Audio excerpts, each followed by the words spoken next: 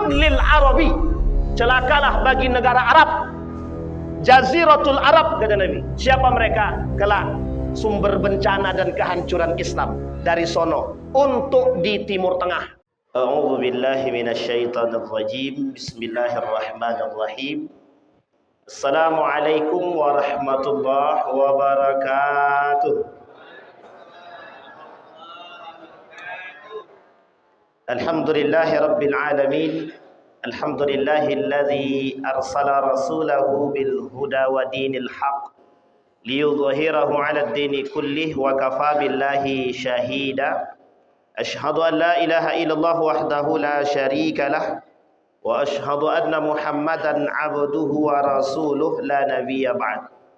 Allahumma salli wa sallim wa barik ala hadzal nabiyyil karim. Allahumma salli ala Muhammad wa ala ali Muhammad fil alamin innaka Hamidum Majid.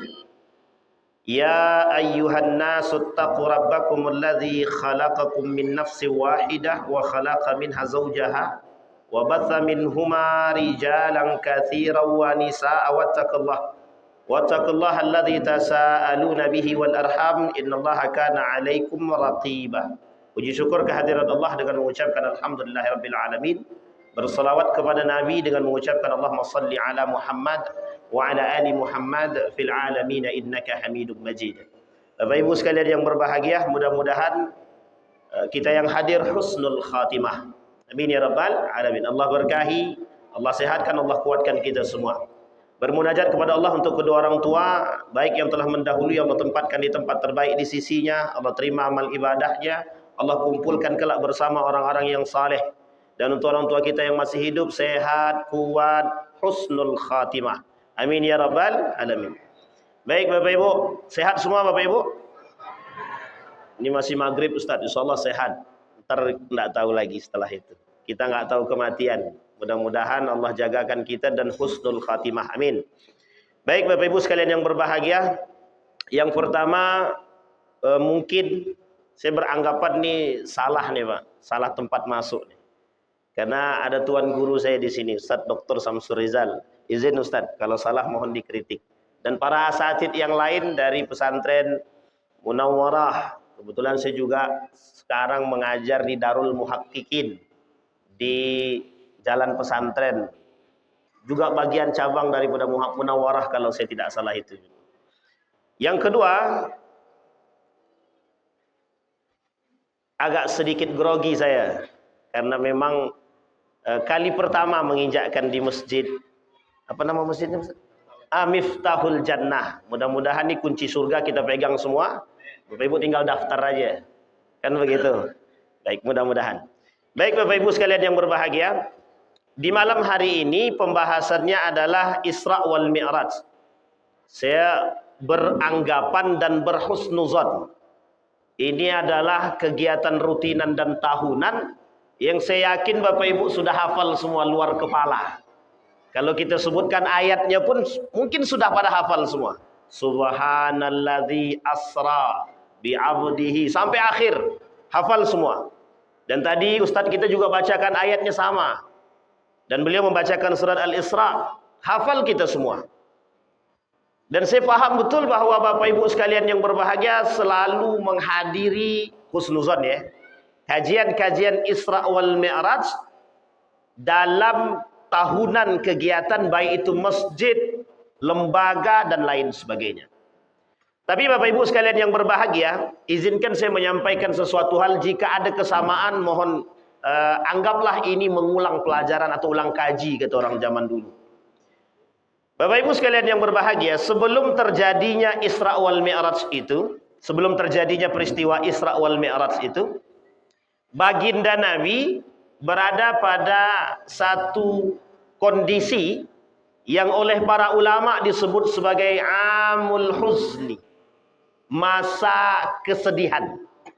Karena berdekatan antara program Taif itu, antara perjalanan Nabi ke Taif itu dengan datangnya atau hadiah yang diberikan melalui Isra wal Mi'raj itu berdekatan. Bapak Ibu sekalian yang berbahagia, kalau kita rujuk kepada sejarah, ini sejarah. Pembahasan kita pertama sejarah. Dalam pembahasan pertama itu, sejarah itu, itu Nabi dalam keadaan yang sangat-sangat sedih sekali. Kenapa sedih? Pertama, meninggal istri tercinta, kemudian disusul paman. Kedua-duanya adalah orang yang sangat membantu perjuangan dakwah baginda Nabi. Akhirnya dalam perjalanan perlu digarisbawahi, dalam perjalanan Nabi ke Taif itu berjalan kaki. Jadi Nabi jalan kaki itu, yang ditemani oleh Zaid bin Harithah dari Mekah ke Taif. Berapa jam perjalanan pakai bis? 1,5 jam, paling lambat 2 jam. Dalam perjalanan itu kalau pakai bis, kalau jalan kaki bisa diperkirakan berapa? Dan kalau mau coba silahkan, uji coba mental. Nah Bapak Ibu sekalian yang berbahagia, kesedihan yang dialami oleh Nabi dalam proses itu, salah satu tujuan Nabi datang ke Taif itu harapan orang masuk Islam. Tapi tak kunjung masuk. Apa yang terjadi? Baginda Nabi Muhammad SAW itu justru mendapatkan intimidasi dan lain sebagainya. Pelecehan, intimidasi, lemparan batu, berdarah dan lain sebagainya. Termasuk Zaid bin Harithah yang menjadi tameng Nabi, benteng. Lemparan batu dan lain sebagainya. Dari cerita Taif ini Bapak Ibu, saya menulis ada satu doa yang disampaikan oleh Nabi ketika Malakul Jabal, malaikat gunung itu ingin mengangkat gunung kemudian menghantam Taif. Nabi bilang tidak. Fa innahum qaumun la ya'lamun, kata Nabi. Mereka adalah kaum yang tak mengerti. Bisa jadi mereka tidak mengerti agama. Bisa jadi mereka terjerumus, terjebak dalam kejahiliahan.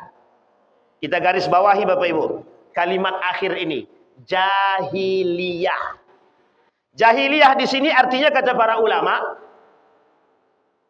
Mustafa Dibbugha, Wahbah Zuhaili, Imam Nawawi Al-Bantani mengartikan kalimat jahiliyah ini ulama kontemporer dalam tafsirnya.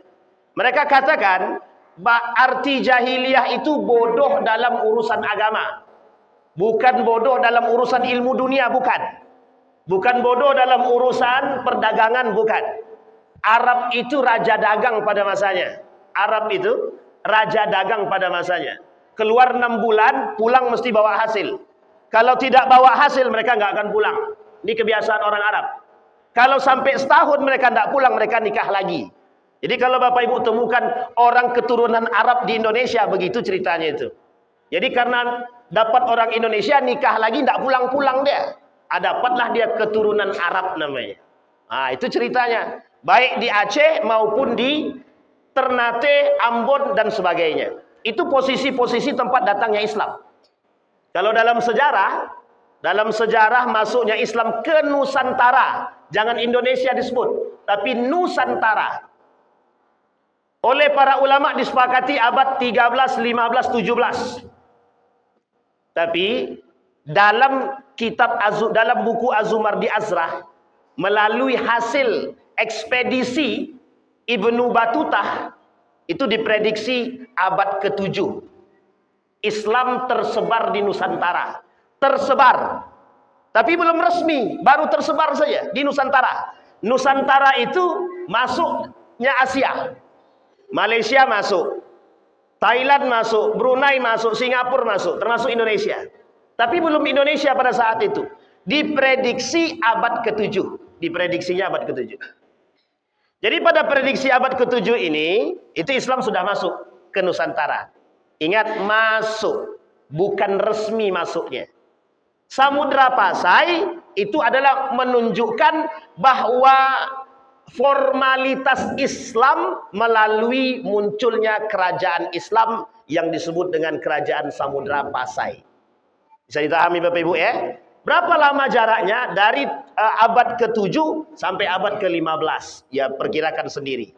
Jadi ada satu sejarah yang membuat kita dibodohkan hari ini, itu salah satunya masuknya Islam ke Nusantara dengan tahun tersebut, abad tersebut. Dan ini perlu dikaji melalui sejarah-sejarah Nusantara. Baik, kita kembali Bapak Ibu. Baginda Nabi Muhammad SAW, Zaid bin Harithah benteng Nabi. Nabi berharap, kata Nabi, masuk ke dalam biar kelak orang-orang di Taif ini semuanya akan lahir orang-orang soleh.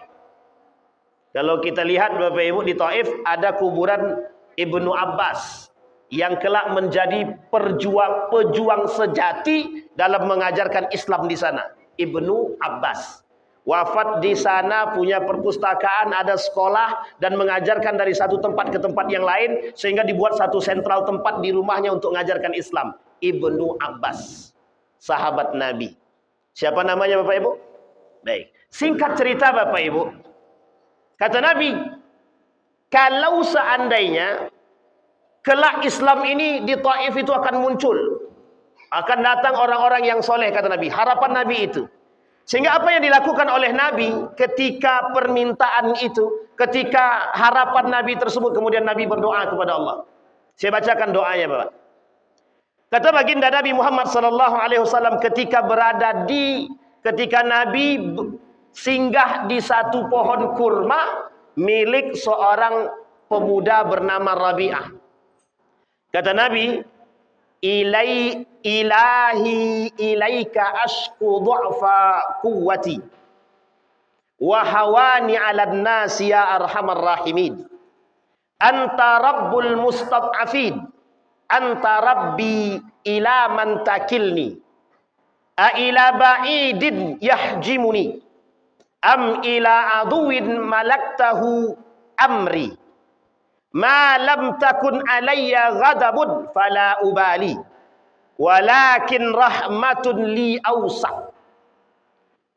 Ilahi ma lam tunzil ilayya ghadabuk wala tuhillu alayya sakhatuk, atawakkal ilaik wa ilaika utla hatta tarda, la haula wala quwwata illa billah.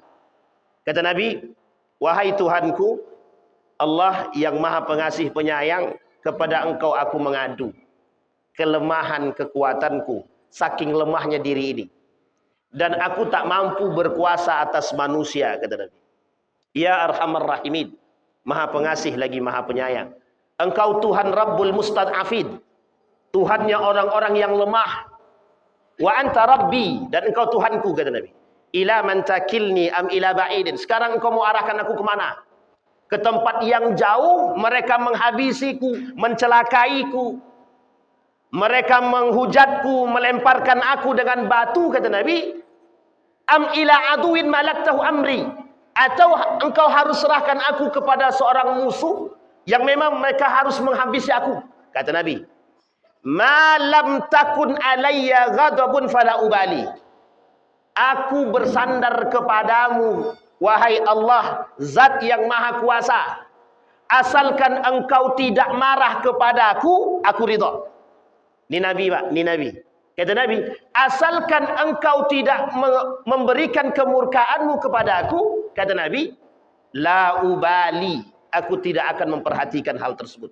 Artinya, sekalipun Allah kasih ujian yang begitu berat, kata Nabi, arda. Kemudian kalimat selanjutnya, ilahi, wahai Tuhanku, sekalipun engkau turunkan kepadaku cobaan yang berat, asal engkau tidak murka kepada kami, kepadaku, kata Nabi, hatta tarda, dan engkau ridha, aku siap. Bisa dipahami kalimat ini Bapak Ibu ya? Kemudian kata Nabi, ilaika utla hatta tarda, la haula wala quwwata illa billah. Tidak ada kekuatan selain kekuatan Allah Subhanahu wa ta'ala. Dari sini Bapak Ibu, inilah doa yang menggetarkan aras, sehingga muncul keinginan Allah untuk memperjalankan, kalimat kedua yang harus kita garis bawahi, memperjalankan baginda Nabi Muhammad sallallahu alaihi wasallam dari Masjidil Haram ke Masjidil Aqsa. Ketiga yang harus kita garis bawahi, Masjidil Haram. Yang selanjutnya Masjidil Aqsa. Jadi ada 4 poin yang kita garis bawahi yang akan kita bahas. Bapak Ibu sekalian yang berbahagia, mengapa Allah memperjalankan? Kalimatnya memperjalankan. Karena Nabi tidak berjalan, tapi memperjalankan, diperjalankan. Siapa yang memperjalankan? Allah. Apa kata kaum liberal? Dan kaum liberal ini hanya mengulang sejarah pada masa baginda Nabi Muhammad SAW. Tidak mungkin, kata Abu Bakar, dusta sekalipun Nabi Muhammad ini, aku percaya. Kata Abu Bakar, bohong sekalipun Nabi ini, tetap aku percaya. Bapak Ibu tahu kenapa Abu Bakar tetap percaya? Karena Nabi tidak mungkin bohong. Dia maksum dan terjaga. Satu. Yang kedua, kenapa Abu Bakar tetap percaya? Promosi keimanan. Ini bukan promosi jabatan, tapi promosi keimanan. Kalau promosi jabatan, yang dusta pun bisa dibenarkan. Karena dia pendusta, kita benarkan menjadi pendukung, akhirnya dia naik, kita dapat jabatan. Ini promosi jabatan namanya. Tapi Abu Bakar tidak mengharapkan jabatan yang lain dari Nabi, tidak. Abu Bakar cuma ingin katakan keimanan. Hampir dari 1/4 orang muslim ketika itu murtad. Kenapa murtad? Enggak percaya cerita daripada Abu? Enggak mungkin. Buya Yahya menjelaskan. Apanya yang tidak mungkin? Saat itu berbeda dengan saat ini. Bapak Ibu ke Yogyakarta, dulu kalau jalan kaki berhari-hari baru sampai. Pertanyaannya adalah, kalau waktu itu kita bilang kepada orang, kami pergi ke Jogja, tapi cuma 2 jam. Sementara tidak ada pesawat ketika itu. Bapak Ibu naik buruk. Mungkin apa tidak mungkin? Kata orang, "Weh bapak gila, tidak ada buruk sekarang." Kata mereka begitu. Tapi sekarang, teknologi canggih, pesawat terbang 2 jam. Di Saudi Arabia, ada kereta, namanya kereta cepat. Kurangnya cuma 3 jam. Dari Mekah ke Madinah, 5 jam sampai 6 jam. Bahkan ada yang mengatakan 7 jam. Naik kereta cepat 2,5 jam. Kurangnya sekian jam. Artinya, masalah dahulu bisa diterima oleh akal sekarang. Yang tidak masuk akal dahulu bisa diterima sekarang. Bapak Ibu pernah dengar cerita pulpen? Seorang pemuda hanya melihat pulpen, apa kata dia? Diambilnya kayu, bambu, bagaimana caranya menulis dengan bambu. Dicampurlah tanah liat dengan air, dicelupkannya bambu, dituliskan. Oh bisa. Sejak saat itu lahir yang disebut dengan tinta. Bisa dipahami Bapak Ibu?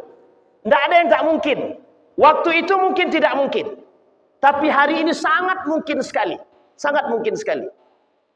Orang dulu nelpon tidak bisa. Karena nggak ada telepon. Pakai surat Pak. Makanya kantor pos rame waktu itu. Sekarang kantor pos sepi. Kenapa sepi? Nggak ada peminat Pak. Cukup lewat SMS selesai. Wesel. Apa namanya itu? Wesel itu apa? Ya wesel lah. Ngirim duit. Pakai wesel dulu. Kami di pondok masih ngerasain tuh ngirim pakai wesel. Kirim hari ini, 4 hari kemudian baru sampai. Sekarang enggak, transfer, selesai. Enggak ada yang enggak mungkin Pak. Hari ini tapi. Dulu memang tak mungkin. Tapi Nabi kata, yataqarabuz zaman wa yataqarabul aswaq. Masa itu akan datang kata Nabi. Beriring dengan dekatnya hari kiamat akan datang masanya. Yataqarabuz zaman yataqarabul aswaq. Semakin dekat masa kata dia. Pasarnya, teknologinya, waktunya canggih Pak, canggih banget. Jadi kalau dilakukan itu cuma butuh waktu untuk menalar logika. Kata Ustadz Muhammad Nuruddin itu cuma butuh logika untuk mengatakan bahwa kejadian Isra dan Mi'raj itu bisa diterima oleh akal. Sampai di sini bisa dipahami Bapak Ibu ya. Tapi bukan persoalan itu Pak. Persoalannya Isra dan Mi'raj ini ketika Nabi diperjalankan oleh Allah di malam hari. Kenapa enggak di siang hari? Ada bantahan banyak Pak. Ibnu Katsir membahas tentang bantahan tersebut. Imam At-Tabarani juga membahas dalam bantahan tersebut. Mengapa diperjalankan di malam hari? Kok enggak di siang hari? Salah satu alasannya kata para ulama khidmat. Malam itu lebih khidmat. Tapi sebenarnya bukan itu. Kalau siang hari diperjalankan, makin banyak yang tidak percaya. Sedang malam harinya tidak percaya, apalagi malam hari. Tidak akan percaya. Bisa dipahami Bapak Ibu ya? Dari Masjidil Haram ke Masjidil Aqsa. Berapa jam perjalanan? Nah, ini penting Pak untuk dipahami. Sehingga yang dibutuhkan ketika itu yang dibutuhkan, yang ditampakkan, yang dipromosikan oleh Abu Bakar satu saja. Iman. Sekarang saya tanya Bapak Ibu, siapa yang mengatakan dalam salatnya inna salati wa nusuki wa mahyaya wa mamati lillahi rabbil alamin? Semua kita mengucapkan, betul apa tidak? Sekarang saya tanya Bapak, siapa yang 100% inna salati wa nusuki wa mahyaya wa mamati lillahi rabbil alamin, 100% untuk Allah? Angkat tangan. Yang betul menyerahkan 100% kehidupan, kematiannya untuk Allah, angkat tangan. Hampir tidak ada. Muslim sekarang hampir tidak ada. Bisa dipahami Pak ya? Abu Bakar yang dijamin cuman satu orang. 1/4 Muslim ketika itu tidak ada yang beriman. Apalagi Quraisy yang otomatis mereka akan katakan mustahil. Hari ini umat Muslim masih banyak yang tidak percaya dengan Islam. Liberal, kaum munafik, sekuler, pluralisme, nggak percaya dengan Islam. Mereka nggak suka dengan nilai-nilai Islam. Nanti kita lihat itu disebutkan Nabi dalam hadisnya. Nah, Bapak Ibu sekalian yang berbahagia, kembali kepada istilah tadi, Isra wal Mi'raj. Sekarang pertanyaannya masuk pada poin selanjutnya. Mengapa diperjalankan dari Masjidil Haram ke Masjidil Aqsa? Saya ambil simbol, Pak. Saya mengatakan simbol. Masjidil Haram simbol kesucian. Maknanya jelas. Haramun. Haramun artinya kalau kita rujuk kepada kalimat haram, artinya ada dua. Kalau haram berarti artinya haram. Tapi kalau artinya haramun artinya suci. Jadi tanah haram, tanah suci. Ada benang merahnya? Ada. Benang merahnya apa? Diharamkan di tanah suci itu orang-orang melakukan perbuatan-perbuatan yang tidak dibenarkan dalam agama. Membunuh. Ini khusus orang-orang yang sedang berihram, nggak boleh. Nggak boleh membunuh, nggak boleh bercukur, nggak boleh berhubungan badan, nggak boleh menikahkan dan lain sebagainya. Masuk dalam pantang larang. Mereka berihram. Bapak Ibu sekalian yang berbahagia, pantang larang berihram. Artinya haram bagi dia untuk melakukan perbuatan tersebut. Termasuk berburu. Berburu tidak boleh. Kalau berburu dia harus bayar fidyah. Dan bayar dam. Damnya sama. Harus mendatangkan satu kambing yang dia bunuh. Dan lain sebagainya. Haram. Artinya Mekah ketika itu lambang kesucian. Yang kedua, ada namanya Masjidil Aqsa, lambang kekuatan umat muslim. Hadis Nabi banyak berbicara tentang Masjidil Aqsa. Satu di antara hadis itu dikatakan oleh Nabi, tempat hijrahnya orang mukmin di akhir zaman bukan Mekah, bukan Madinah, tapi tempat hijrahnya adalah Masjidil Aqsa, Palestina, Syam. Nabi sebutkan ada 3 kekuatan di akhir zaman akan muncul, kata Nabi. Satu, muncul dari Irak. Irak itu Kufah. Kufah pada masa Ali, Irak pada masa sekarang. Pengkhianat. Apa kata Nabi dalam hadisnya? Kalau muncul pejuang dari sana, kalian tidak usah bergabung dengan mereka. Karena punya latar belakang pengkhianat. Yang kedua, Yaman. Kata Nabi, kalau muncul para pejuang dari Yaman, kalian jangan bergabung dengan mereka. Kenapa? Yaman tidak punya kekuatan. Hari ini Yaman sedang berantem nih. Dengan siapa? Dengan Saudi Arabia. Sekarang Bapak Ibu pilih mana? Bantu Saudi atau bantu Yaman? Harus paham sejarah. Kalau paham sejarah dan sebab mesti kita tahu. Kita kembalikan. Kalau muncul dari Yaman, kata Nabi, jangan bergabung dengan mereka, kata Nabi. Karena Yaman ini dari dulu sampai sekarang, sampai nanti hari kiamat, mereka selalu membela yang benar. Cuma kemampuan mereka tidak banyak. Kekuatan mereka tidak kuat. Sampai nanti, kata Nabi, yang ketiga, muncul kekuatan umat muslim terakhir dari Syam, Palestina. Sampai doa Nabi, Allahumma barik li Syamina wa Yamanina. Ya Allah, berkahilah kata Nabi, Syam kami, Yaman kami. Tapi ada satu yang tidak didoakan oleh Nabi, bahkan disebut oleh Nabi celaka. Nejat. Nejat itu berada di mana? Di Arab. Dalam hadis yang lain kata Nabi, wailun lil Arabi. Celakalah bagi negara Arab.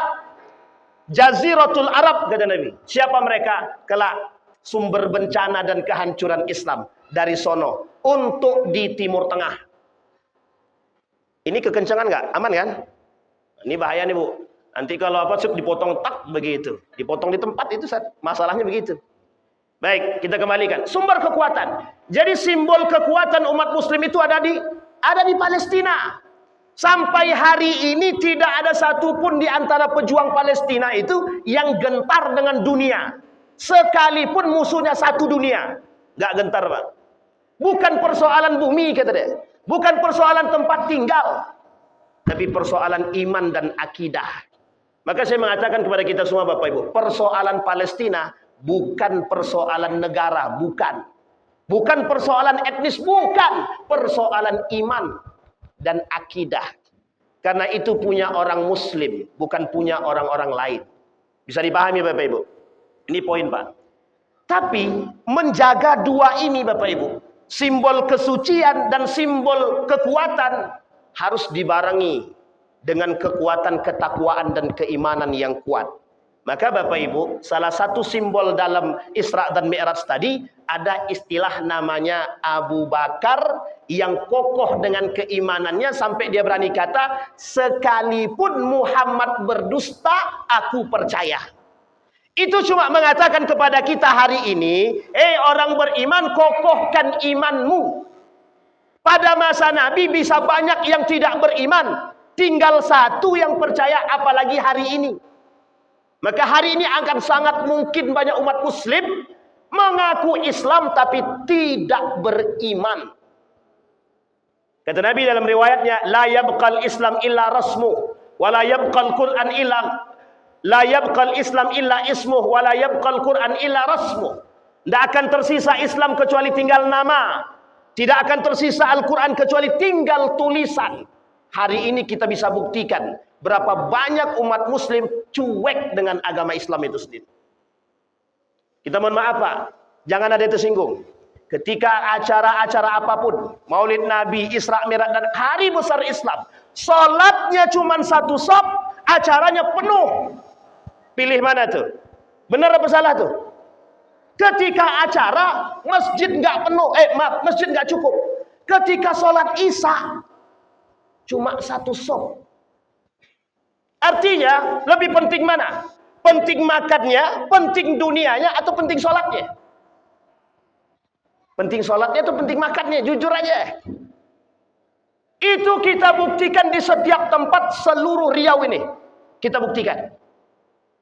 Salat Isyanya yang datang cuma satu saf. Tapi pas acara makan-makannya semuanya datang. Mantap juga.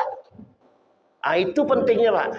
Makanya istilahnya pentingnya makan-makan untuk merajuk ukhuwah. Boleh, tak ada masalah. Cuma jangan salah niat. Mohon maaf Pak, kenapa ini poin penting? Karena ini ada kaitannya dengan istilah Isra dan Mi'raj. Saya mengatakan hari ini, melalui pemahaman guru saya, betapa pentingnya kegiatan Isra dan Mi'raj hari ini untuk mengokohkan iman umat mukmin melalui satu program, sholat berjamaah. Mulai dari sekarang sampai hari kiamat itu pergeseran masjid sedikit demi sedikit akan bergeser jamaahnya, akan bergeser. Yang ngomong bukan saya, Nabi. Kata Nabi, ada orang masuk ke dalam masjid, yadkhulunal masajid wala yusalli fihi bal yatabaha. Mereka masuk masjid bukan untuk salat, membanggakan diri. Bahkan mereka mohon maaf masuk ke dalam masjid untuk berkelahi, bukan untuk salat kata Nabi. Dalam riwayat yang lain Nabi kata, inna munafiqi ummati qurra. Banyak para penghafal Quran yang mengerti Al-Quran munafik kata Nabi. Jangan salah Pak, jangan salah paham. Tapi ini perkataan Nabi. Kenapa demikian? Kekhawatiran Nabi besar terhadap umat Muslim. Kapan kejadian itu? Hari ini Pak, hari ini. Kenapa saya katakan hari ini? Karena hari ini nampak sangat umat Muslim jauh dari nilai-nilai agama. Nanti kita lihat. Masuk poin selanjutnya, Pak. Kata Nabi, posisinya Isra dan Mi'raj itu modalnya iman. Sekarang kita coba lihat. Dari yang tadi kita garis bawahi, ada kalimat istilah jahiliyah yang bodoh secara agama. Bapak Ibu, pada masa Nabi Muhammad, itu jahiliyahnya itu orang-orang yang tidak masuk Islam.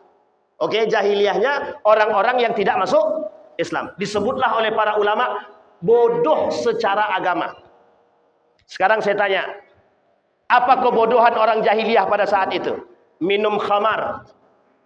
Pestanya, kalau dia buat pesta, mesti ada khamarnya, mesti ada judinya, mesti ada biduannya. Sekarang saya tanya Bapak Ibu, ada enggak umat muslim hari ini buat acara, ada judinya, ada khamarnya, ada biduannya, artisnya? Betul apa tidak? Ada enggak perbuatan seperti itu? Kalau mau kita sebut, lihat di 17 Agustusan. Banyak jahiliyahnya di situ, Pak. Jangan tersinggung. Bahkan ada unsur perjudian di situ. Dari acara dan kegiatan-kegiatan lomba yang mereka daftar, bayar, dipertaruhkan di situ. Judi. Coba bayangkan. Tapi pelakunya muslim. Dulu pelakunya non-muslim, Pak. Non-muslim. Orang kafir Quraisy. Bukan mereka bodoh secara akademik, bukan. Mereka bodoh dalam urusan agama. Itu pun mereka bukan tidak mau masuk Islam. Gengsi. Mereka tidak mau masuk Islam itu karena gengsi. Kenapa gengsi? Karena Nabi Muhammad SAW dari kabilahnya ada nabi. Dari kabilah kami nggak ada nabi. Itu disebutkan oleh Ibnu Katsir dalam tafsirnya. Bayangkan, Abu Jahal nggak pengen masuk Islam karena gengsi. Tapi apa pernyataan Abu Jahal kepada Abu Sufyan tentang Islam, tentang risalah yang dibawa oleh Nabi Muhammad? Benar. Kata Abu Jahal kepada Abu Sufyan, yang dibawa oleh Muhammad itu seutuhnya benar. 100%. Tapi mengapa engkau tidak mau masuk Islam? Dari kabilah Muhammad ada Nabi. Dari kabilah kami tidak ada Nabi. Gengsi. Sampailah hari ini, Pak. Nasrani, apakah mereka tidak percaya kepada Allah? Percaya. Agama nenek moyang mereka mengajarkan. Dari turunan Isa ke bawah, percaya. Terus mengapa mereka tidak mau masuk Islam? Alasannya sederhana. Tidak mau menjalankan syariat Islam. Artinya semua gengsi, Pak. Bukan karena mereka tidak punya pikiran yang tajam. Tidak. Bukan karena mereka bodoh. Bukan. Bodoh dalam urusan agama hanya karena gengsi mereka tidak mau menerima kebenaran. Hari ini Allah tampakkan umat muslim banyak yang seperti itu. Mereka tidak mau menerima kebenaran Islam. Kami muslim, Ustaz. Benar, Anda muslim, tapi Anda perusak dalam Islam. Apa contohnya? Anda munafik. Apa contohnya kita munafik itu? Sederhana aja, Pak. Kalau kita berbicara kan dusta. Tapi bukan itu yang paling berat. Yang paling berat adalah lahirnya generasi-generasi di akhir zaman. Mereka pengkhianat kepada Allah dan Rasulnya, kepada agama. Sekarang pertanyaannya, apa yang bisa membuat orang bertahan dengan imannya? Salat. Salat. Sekarang kita kuliti, Pak. Salah satu inti yang dibawa oleh Nabi dari atas ke bawah, dari 50 jadi 5, namanya salat. Apa namanya, Bapak Ibu? Salat. Pertanyaannya, wajib apa tak wajib? Sekarang saya tanya Bapak Ibu, ada enggak pahalanya bagi orang yang sholat? Ada enggak ancaman atau dosa bagi orang yang tidak sholat? Sekarang saya tanya, nampak enggak pahalanya? Nampak enggak? Nampak enggak dosanya? Baik, sekarang kita tanya, dari sekian banyak tadi, mohon maaf ya, jangan tersinggung, banyak enggak yang enggak sholat? Banyak enggak yang sholat? Pertanyaannya, kenapa mereka enggak sholat? Kenapa mereka enggak sholat? Nggak takut dosa, nggak nampak pahala. Karena cuma satu, Pak. Neraka itu nggak jelas, surga itu nggak jelas. Jadi kami nggak perlu sholat. Karena yang berbicara akal bukan iman. Mohon maaf ya, yang berbicara akal bukan iman. Apa kata Nabi? Orang yang menghuni neraka itu banyak. Pengkhianat amanah. Ini saya enggak jabarin, kalau jabarin panjang nih. Ini sampai jam berapa, Pak? Sampai selesai. Sampai selesai tak sholat gitu Pak. Berapa menit lagi Ustaz? Berapa? Panjang tuh. Baik, enggak apa-apa ya Bapak Ibu ya. Jadi pokoknya kalau mau protes nanti protes sama pengurus masjid ya. Baik, kita ambil 5 menit pertengahan. Jadi Bapak Ibu sekalian berbahagia, salat. Pertanyaannya adalah, kalau kita bicara salat, mesti Bapak Ibu sudah paham semua. Seorang ulama menuliskan kitab judulnya Al-Kabair, Imam Az-Zahabi, Syamsuddin Az-Zahabi menuliskan kitab judulnya Al-Kabair, dosa-dosa besar. Satu di antara sekian banyak dosa besar beliau kumpulkan ada sekitar 70 lebih dosa besar itu. 76-an. Apa kata beliau? Salah satu di antaranya adalah salat, yang meninggalkan salat. Bapak Ibu, Al-Quran bilang orang yang meninggalkan salat itu nerakanya sakar. Ma lakum fi sakar. Lam nakum minal musallin wa lam nakun nut'imul miskin. Nerakanya orang yang meninggalkan salat itu neraka sakar. Zahir Allah sebut dalam Al-Quran. Orang yang tidak salat nerakanya sakar. Orang yang tidak memberi makan orang miskin, anak yatim, nerakanya sakar. Sekarang kita lihat, apa kata Ibnu Katsir? Yang dimaksud itu untuk neraka sakar itu meninggalkan yang lalai. Yang lalai, kata Ibnu Katsir. Tapi kalau mereka tidak lalai bagaimana? Neraka jahanam. Jahanam. Kenapa demikian? Awal ma yuhasab yaumal qiyamah salah. Pertama kali yang dihisab salat. Tapi bukan itu poin pentingnya Pak. Apapun ibadah yang Anda buat, kalau tidak sholat, kafir. Ini poin penting Pak. Penegasannya di situ. Apa kata Nabi? Al-ahdu bainana wa bainahumul tarikus salah. Perbedaan kita dengan orang kafir cuma satu, kata Nabi. Apa itu? Meninggalkan sholat. Apakah orang yang tidak sholat itu kafir secara mutlak? Hal kanu kafiran alal itlaq? La. Bukan. Mereka tidak kafir secara mutlak, tapi kufur. Tahu Bapak Ibu kufur? Apa yang mereka buat, Allah tidak mau terima pahalanya. Tidak ada pahala bagi mereka. Mohon maaf, Bapak Ibu tidak sholat. Tinggalkan sholat dengan sengaja. Kemudian Bapak Ibu sedekah. Saya sampaikan sedekah. Kalau maknanya kufur, tidak ada gunanya Bapak Ibu sedekah. Kenapa nggak ada gunanya? Sholat Bapak Ibu tidak ada. Orang puasa, kata Nabi, khamsun yuftirna siyam. 5 yang membatalkan puasa itu. 1 diantaranya meninggalkan sholat. Bukan batal secara fisik, bukan. Tapi tidak ada faidah, tidak ada pahala sama sekali ketika mereka berpuasa, tapi mereka nggak sholat. Tapi ini kalau dibahas pada orang yang baru mau melaksanakan puasa, ini nggak cocok ini. Orang-orang baru masuk Islam nggak cocok. Karena mohon maaf Pak, nanti nggak masuk lagi di dalam Islam itu. Capek banget gitu deh kan gitu. Akhirnya ditinggalkannya Pak. Tapi untuk siapa ini? Untuk kita Pak. Perjuangan loh Nabi bolak-balik Pak. Perjuangan hanya untuk mengambil satu perintah salat. Nabi diajarkan praktek salat itu diajarkan di depan Ka'bah. Dalam satu riwayat. Dalam riwayat yang lain diajarkan di Masjidil Aqsa. Dalam perjalanan Isra wal Mi'raj itu. Nah Bapak Ibu sekalian yang berbahagia. Bukan persoalan lain. Apa kata Nabi? Qawaiduddin salasa. Qawaiduddin. Tiang agama itu 3. 1 kata Nabi syahadat. Yang kedua salat. Yang ketiga puasa. Faman taraka wahidatan minhuna faqad kafara. Yang meninggalkan salah satu di antaranya adalah kafir. Pertanyaan saya satu saja. Apa alasan kita untuk tidak salat? Pertanyaan saya satu saja. Apa alasan kita untuk tidak salat? Malas sesat. Oke, kalau malas berarti memang setan. Kan begitu? Kalau dia malas berarti setan, hawa nafsu dia. Mana yang lebih kuat dalam diri dia? Bapak Ibu sekalian yang berbahagia, apa yang membuat orang bermaksiat kepada Allah? Satu di antara sekian banyak sebabnya, memakan yang haram. Jadi kalau ada orang malas sholat, coba tengok yang dia makan halalkah haramkah? Jangan tersinggung Pak, mohon maaf. Kalau ada orang yang malas sholat, perhatikan yang dia makan halalkah atau haramkah? Tidak mungkin orang yang makan halal kemudian tidak melaksanakan sholat, itu jarang.